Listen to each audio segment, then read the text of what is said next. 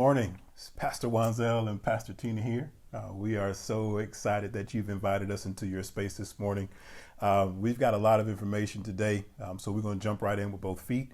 And as always, we want to make sure that we give you something that you can apply to your Monday, and we think this is very pertinent information to the times that we're in. We're going to still be in the book of Job, verse 1, chapter 20, the NIV version. I'll give you like 15 seconds to get there. Job 1, verse 20, the NIV version. I'll read for you. At this, Job got up and tore his robe and shaved his head. Then he fell to the ground in worship and said, "Naked I came from my mother's womb, and naked I will depart. The Lord gave, and the Lord has taken away. May the name of the Lord be praised." In all of this, Job did not sin by charging God with wrongdoing.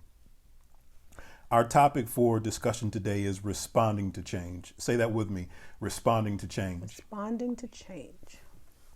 When our physical climate changes or the weather changes, you have an appropriate response. And what I mean by that is that whenever it starts to rain on a sunny day, you go grab an umbrella. If you're driving, you turn on your windshield wipers. Back in the day, we had a rain jacket. I wonder whatever happened to rain jackets. But there was an appropriate response. If the temperature drops, you go get a jacket. You go put on an extra layer of clothes. There is always an appropriate response to a climate change. And just like in the physical, in the spiritual, there is an appropriate response to a life climate change. Last week, we were diving into this conversation that God and Satan had about one of his servants, Job. And as a result of that conversation, Job's climate changed. And what I've learned by studying his story, or better yet, his testimony, is that there is a progression that I've got to allow myself to go through whenever there's a life climate change. Because if I'm not careful and make sure that we are all on the same page, all of what we experience in life is always about what's going on inside of us. I mean, the whole conversation was stemmed on the fact that Satan wanted the internal climate to change inside of Job, and he was going to touch his external climate. And we have to make sure that we allow ourselves space and allow ourselves this progression so that the internal climate doesn't change. Right. Let's see, it's not just enough to acknowledge that there's been a climate change. It's not enough for me to acknowledge that it's raining, so I need to get an umbrella, or that there's been a drop in temperature, so I need to go get a jacket. There is an adjustment that has to be made on my part in order for me to put protective measures in place to safeguard my systems, my immune system, my respiratory system. I have a responsibility to respond to make sure that I don't leave myself vulnerable for my systems to be threatened by the elements of the climate change. It's reckless of me not to respond appropriately to the different climate changes. Everybody knows somebody who is out in 30-degree weather in shorts and a tank top because they're so committed to their outfit. Yeah. You know, like, aren't you cold? No, it's not cold. Like, they have to act unfazed by this drop in temperature. And oftentimes as Christians, life changes, the climate changes of life happen, and life can be turned upside down, and we feel that we have to act unfazed by the climate changes of life. By doing that, it puts us in a position where we're not able to respond or put the right measures in place to respond to the climate changes of life. For sure.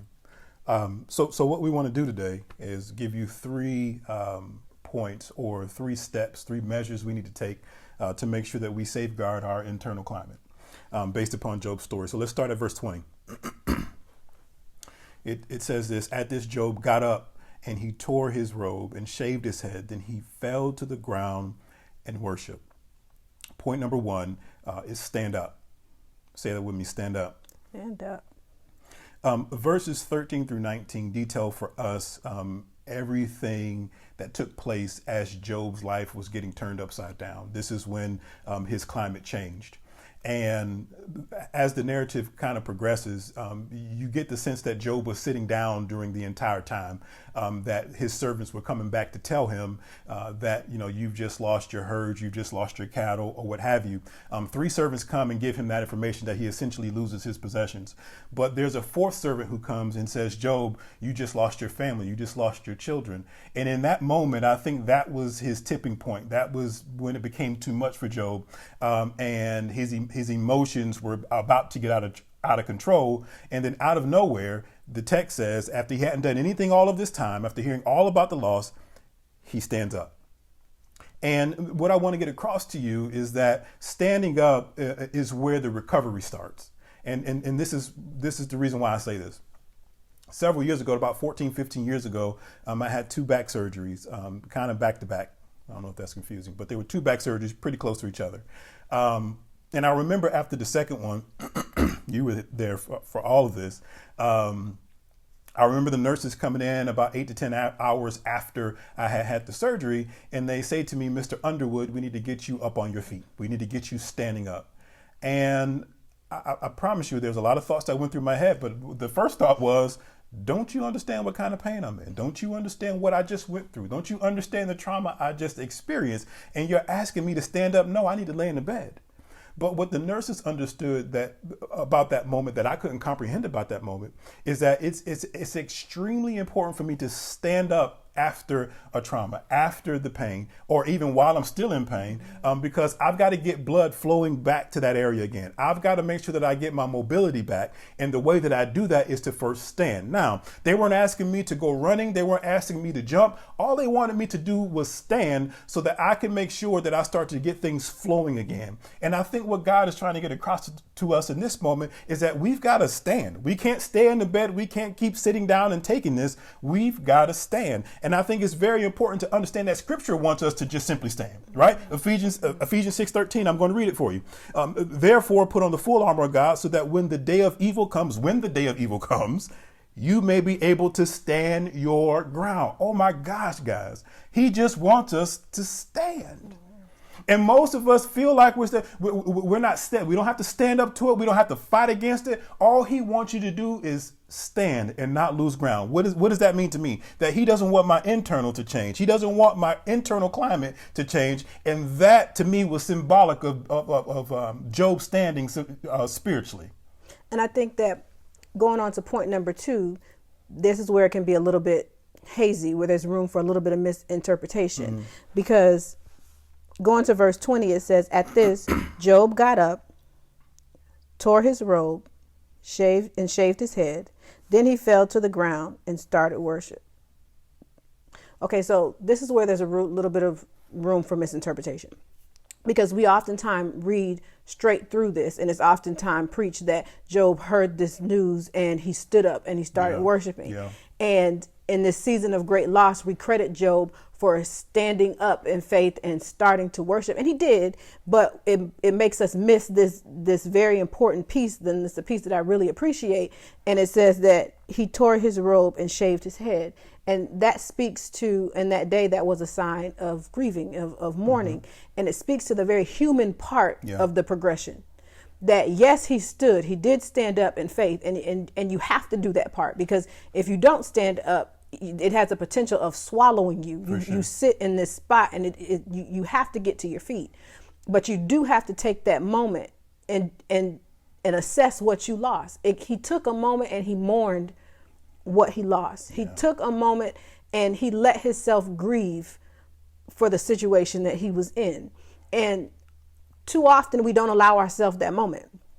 We will just tuck our tears into worship and call it faith. And by doing that, we produce a false sense of healing, and we leave room for seeds of bitterness towards God. And we don't leave ourselves a section to be honest about that. And recovery starts in standing up, but the healing starts in allowing ourselves to be honest about the pain. Because if you're not able to be honest about the pain, then you're not allowing yourself to feel what's happening in this climate change. And it's when you're able to say that I feel the rain, or I feel that things are heating up, or I can feel the disappointment, or I feel broken in this moment. If we don't allow ourselves to one, understand that God is a God who can put back together broken pieces. But if we never can admit that, God, I feel like I'm in pieces, I don't have anything to bring to God for him to fix. There is a vulnerability that comes with honesty. But if we never allow ourselves this moment after standing to be honest, if we skip step 2, then we will never put ourselves in the position to have the appropriate response to the climate change. My gosh. And I love how that there was a space where it was safe for him to do it. And the people that were around him at the time, if you read later in his narrative, he had some friends come over who was being very critical of his response. But in that moment, he was surrounded by people where he could let himself go. And I think it's real important in this space right now that you surround yourself with people that you can just let yourself go, be vulnerable with. And if that person's not in your house, I think you got to have a community, which is the church, that you can call and say, hey, I'm feeling this way, where I can let myself feel the rain. I thought that was powerful. So point number 1. Stand up. Point number 2 is be honest. And point number 3, let's get it at verse 20 again. At this, Job got up and tore his robe and shaved his head. Then he fell to the ground and worshiped. And point number 3, our final point for today, is go worship. Say that with me. Go worship. Go worship. Job has literally lost everything. Normalcy as he knew it was gone. He had experienced a severe climate change.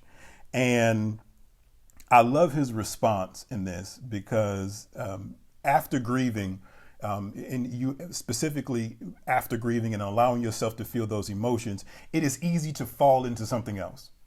The text says that Job fell into worship. Now, the reason why this is important for believers, because this is the difference between us succeeding through a climate change and handling a climate change versus failing in one. Job could have fell into suicidal thoughts. He could have fell into depression. He could have fell into anxiety. He could have fell into all sorts of other things. But Job fell into worship. And what I love about verse 20 is that it writes it out for us so plain. It was a progression. Job, see, and I think you mentioned this. We think that Job stands up to stand up to it, but he didn't stand up to the issue. He stood up so that he can get the weight of this thing to God. You see, Job understood that he couldn't get the weight off of him by himself, so he had to get the weight of this thing off of him in worship. Scripture teaches us that God gives us the garment of praise for the spirit of heaviness. He wants to make that exchange with you. And if you don't understand that you have to at some point fall down in worship to make sure that you get the weight of this thing off of you, you will struggle with it. And not only struggle with it, it will kill you. Here's the thing, and I'm going to point this out in the scripture, because it says nowhere in verse 20 did it say that he turned on Apple Music, that he went to YouTube. It don't say anything about that. It says that he fell in worship. And oftentimes we think worship is, honey, I got to put my worship music on and get myself in a space. Job didn't do any of that. Job fell down and he lay prostrate before his God, and he worshiped him with words and with his heart. I thought that was more powerful than anything else. And then you have to remember that God knew what he built when he built Job, because he recommended him, because he knew, I know the worshiper that you are. Like, I know the man that you are. I know the heart that you have. And he knew that he could take it because he knew what he was built. He knew what he was made of. He knew the system that Job had in place. And I say that to say, yes, things are going to come and they are going to hurt. They are going to be heavy, and you get to cry. And you're going to have moments where you get to be broken. And God knows that. He says, my strength is made perfect in your weakness, which means there are going to be moments where you're going to feel weak. And it is going to be on your weakest moments that are going to be the canvas where his strength is drawn and made beautiful. Those moments are going to come, and he knows that, and he's okay with you crying, and he's okay with you being hurt, and he's okay with you being angry about it. But when it is all said and done, his expectation, because he knows that you will, stand up. Even if you have to stand through tears, wipe your face and go worship. I think that's big. I think this was a good word. So listen, do us a favor, do yourself a favor. Make sure you holler back at us. Let us know that this word got to you and it reached you. I think this word has blessed both of us. Make sure that you repost it. Make sure that you go subscribe to our YouTube channel. All of our messages will be posted there. And as always, I'm praying that we'll see each other face to face real soon.